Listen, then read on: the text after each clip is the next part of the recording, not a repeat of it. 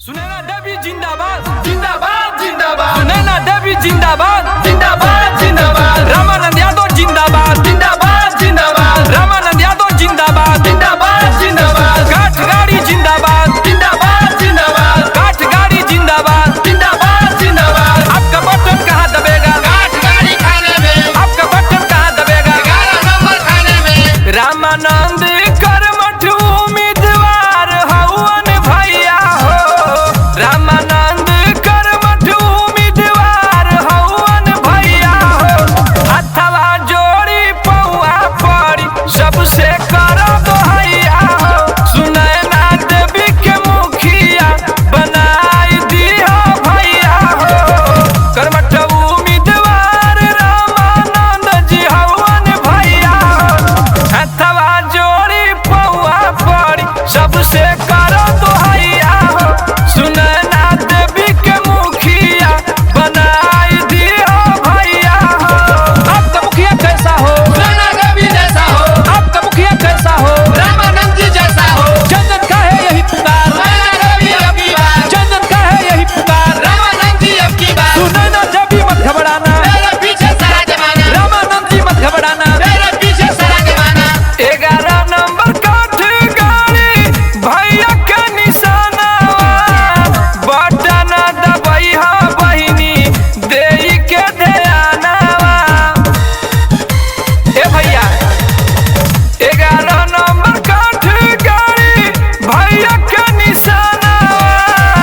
Button दबैहा बहिनी देई के ध्यानवा। चाची माई दीहा कर दुलार सुना भैया हो। चाची माई दीहा कर दुलार सुना भैया हो। हथवा जोड़ी पौआ पड़ी रामानंद करो दोहैया हो।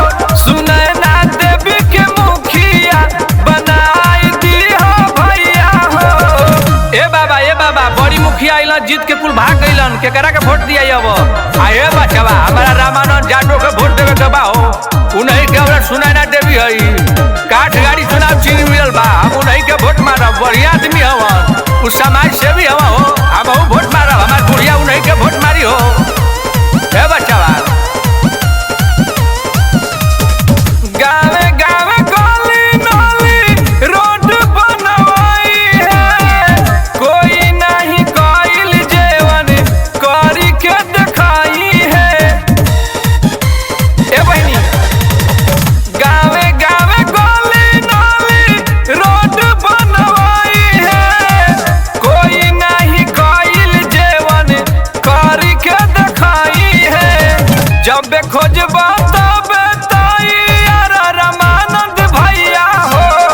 जब खोजबा तबे तैयार रामानंद भैया हो। हथवा जोड़ी पौआ पड़ी सबसे करो दोहैया हो। भारी मत से मुखिया बनाई दिया भैया हो। सुनैना देवी जिंदाबाद जिंदाबाद जिंदाबाद। रामानंद यादव जिंदाबाद जिंदाबाद जिंदाबाद। काठ गाड़ी जिंदाबाद जिंदाबाद जिंदाबाद। जनन का है यही पुकार। सुनैना देवी अब की बार। जनन का है यही पुकार। रामानंद जी अब की बार। सब जात भाई के देत वाले वोट हो। हर गांव से मिलत बाटे इनके सपोर्ट हो। ए भैया सब जात भाई के देत वाले वोट हो। हर गांव से मिलत बाटे इन्हीं के सपोर्ट हो। शिव जी के कविता मजेदार सुना भैया हो। गावे धर्मजीत यादव कलाकार सुना भैया हो। हथवा जोड़ी पौआ पड़ी रामानंद करो दोहैया हो। सुनैना देवी के मुखिया बनाई दिया भैया हो। अरे भैया ग्राम पंचायत बकसड़ा के भावी मुखिया के प्रत्याशी जेकर नाम सुनैना देवी बा। पति इंकर बिरहा गायक रामानंद यादव हवन। इंकर चुनाव चिन्ह काठ के गाड़ी मिलल बा भैया हो। 11 नंबर पर बा। यानी इस समाज सेवी हवन जनता में ही रहलन और अपना पंचायत बकसड़ा में सोचत हवन कि एक बार मैं मुखिया बन के अपने जनता का मैं सेवा करूं। बाबू इनकर दिल में हौसला व लालसा बा। कुछ मुखिया ऐसा होकेलन कि जीत जालन, जीत के फिर अपने गांव के पंचायत के भुला जालन।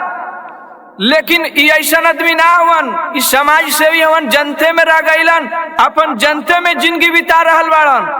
बाबू हम लोग बिरहा गायक धर्मजीत यादव, बिरहा गायक सम्राट शिव यादव के सुपुत्र ककरही कैमूर भभुआ बिहार से सभी माई बही लोगन के जे भी गार्जियन बा चाचा चाची सबके हाथ जोड़ के प्रार्थना करत बानी कि आप लोग एक एक वोट दे करके भारी से भारी मत से आप लोग रामानंद सिंह यादव के आप लोग मुखिया बनाई।